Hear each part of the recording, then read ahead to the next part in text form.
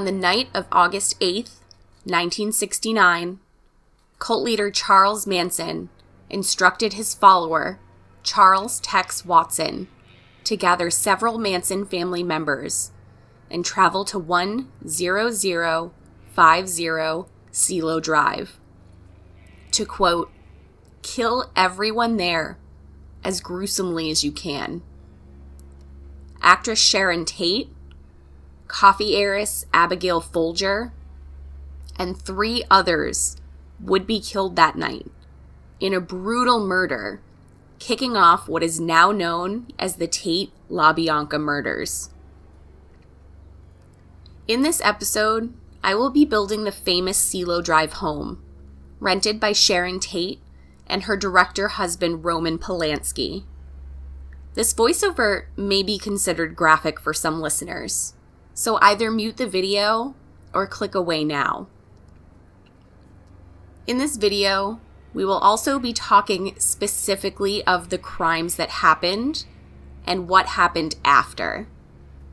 We will not be discussing Manson's attempt to start a race war, Helter Skelter, or Manson's early life.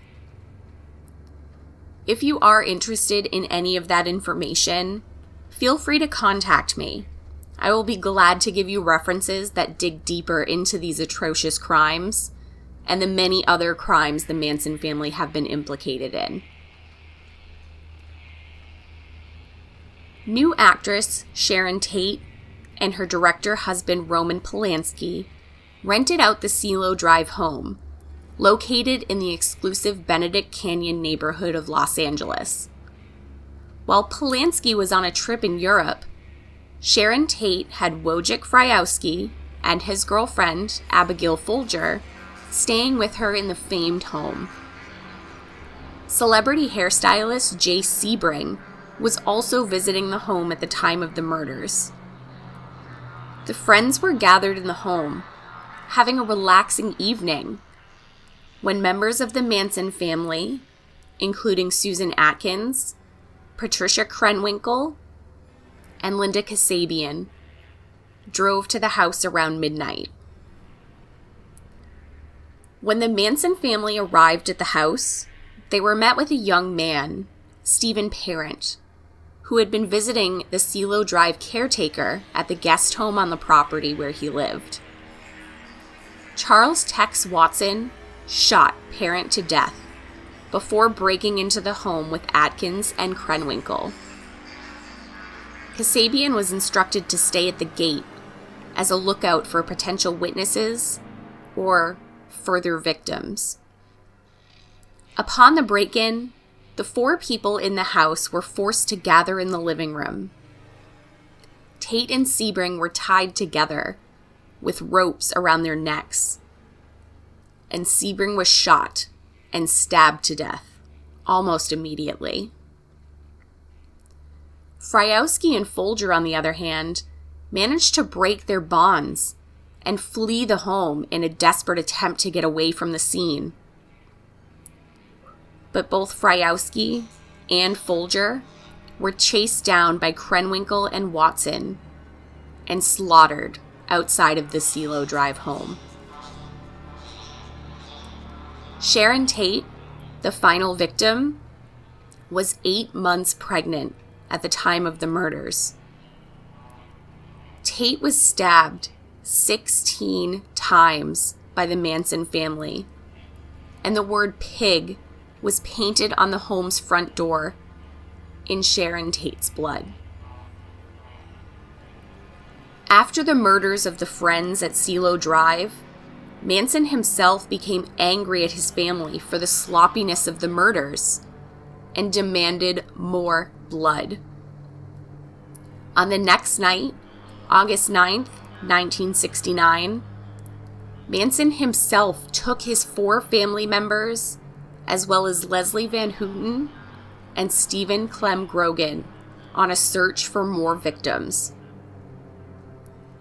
Manson carefully selected another Los Angeles home, this time belonging to a grocery store executive, Lino LaBianca and his wife Rosemary. Manson and Watson tied up the couple and robbed them. After the robbery, Manson left with Atkins, Kasabian, and Grogan, leaving Watson, Van Houten, and Krenwinkel to complete the task given to them. The 3 remaining family members stabbed the couple to death in their home, and again left words written in blood on the walls. The crimes that took place from August 8th through 9th shocked the nation, but especially Los Angeles, where actors and actresses alike were left wondering, would I be next? Investigators were baffled at the crimes and failed to connect the 2 murder scenes, with detectives convinced that the murders at Cielo Drive were nothing but a drug deal gone wrong. 2 months later, in October of 1969, various members of the Manson family were arrested at their base in the unrelated crimes of grand theft auto and burning equipment. One of those arrested implicated Atkins in an earlier murder, and Atkins, ever the show-off, bragged to cellmates about the Tate murders. By the end of the year, every member of the Manson family involved in the Tate-LaBianca murders would be arrested. The trial began in June of 1970, with Kasabian, who was the lookout during the Tate murders and not present for the LaBianca murders. Kasabian was given immunity for her involvement in the crimes in return for being the main prosecution witness.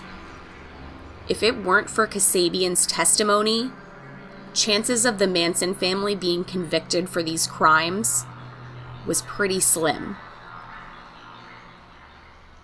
Manson, Atkins, Van Houten, and Krenwinkel were all found guilty in the beginning of 1971.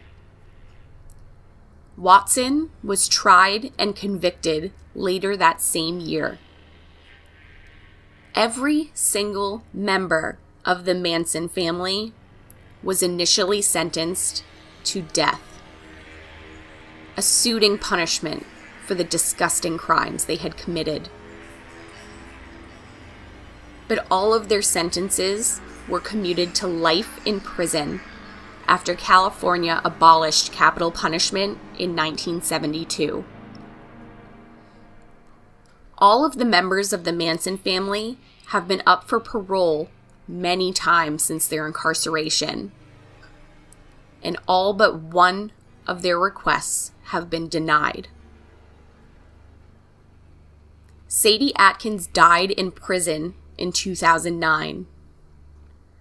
Stephen Clem Grogan was released on parole in 2009 after revealing the location of the body of a ranch hand killed in 1969.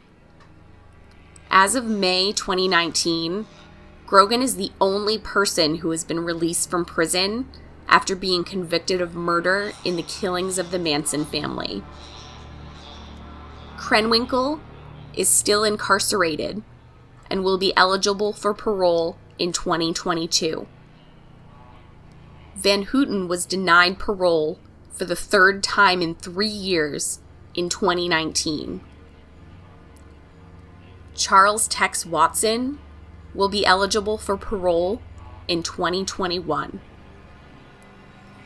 Linda Kasabian, who was given immunity for the crimes, was living in New Hampshire after being pivotal in the convictions of the Manson family, but has since moved out west due to being hounded by the media. Charles Manson died on November 19th, 2017, at 83 years old, of natural causes.